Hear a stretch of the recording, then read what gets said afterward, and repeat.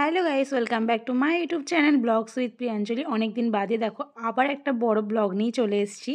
আর আমি বেরিয়ে পড়েছি আজকে একটুখানি ঘুরতেও যাব, আজ নাচের ভিডিও শ্যুট করতে যাব। অনেক দিন বাদে প্রায় বাইরে চলে এসেছি নাচের ভিডিও শ্যুট করতে। এটা হচ্ছে আমাদের নবদ্বীপের জলের মন্দির। তো মনে হয় 2 বছর বাদে আমি এসেছি এখানে, কারণ 2022 সালে মনে হয় ওর সাথে এসেছিলাম, আর এখন আমি শাশুড়ি মার সাথে এসেছি। দুটো ডিফারেন্স না অনেকটা।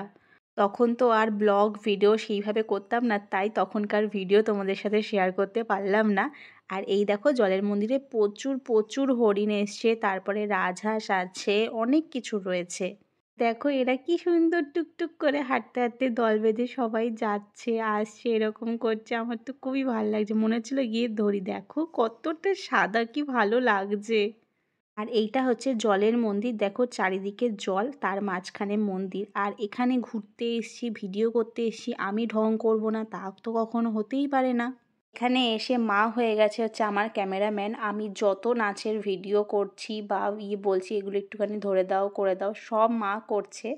এখানে এখন ঠাকুরকে জাগাতে এসছিল, তাই এখন ঠাকুর জাগানো হয়ে গেছে। দেখো নৌকার সাহায্যে কি সুন্দর পাড়ে চলে যাবে। এই দৃশ্যটা দেখতে সত্যি খুব ভালো লাগছিল। আর আমি মিলে আলোচনা করছিলাম যে এত সুন্দর যে জলে করে নৌকা করে এসে ঠাকুরকে পুজো দেওয়া হয়, পুজো করা হয়, তারপরে আবার ওই নৌকা করে পাড়ে চলে যাওয়া হয়। মানে খুবই ভালো লাগে। আমি জানি না এটা বাইরে কোথাও আছে কি না, কিন্তু আমাদের এখানে তো অসাধারণ লাগে। এই দেখো এখানে দুজন জলের মধ্যে প্রেম করতে এসছে, আমরা দেখে ফেলেছি বলে দুজন আলাদা আলাদা হয়ে গেছে। তারপর ওদেরকে না জ্বালিয়ে আমরা চলে আসলাম এই দিকটাতে। এই দেখো ঠাকুর। তারপর ঠাকুর দেখার পর অনেকটা হাঁটাহাঁটি হয়ে গেছে, দিয়ে মা আর আমি বসে বসে মাছ দেখছিলাম।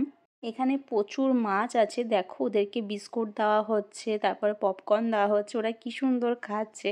তারপরে মা আর আমি বসেছিলাম অনেকক্ষণ ধরে। তারপর যখন সন্ধে সন্ধে হয়ে আসলো তখন মা বললেন যে চলো সামনে আরেকটা মন্দির আছে, সেই মন্দিরে যাই। তারপর ওখান থেকে বেরিয়ে এসে এটা হচ্ছে আরেকটা মন্দির। এই মন্দিরটার নাম হচ্ছে চৈতন্য সারস্বত মঠ। মন্দিরটার ভেতরটাও খুব সুন্দর। এই গাছটা বিল্ডিংটায় লাইটিংয়ে এত সুন্দর লাগছে, আমার তো খুবই ভালো লাগছিল। নবদ্বীপে বলো বা বাইরে বলো, যে কোনো মন্দিরে গিয়েই আলাদা একটা শান্তি অনুভব করা হয়।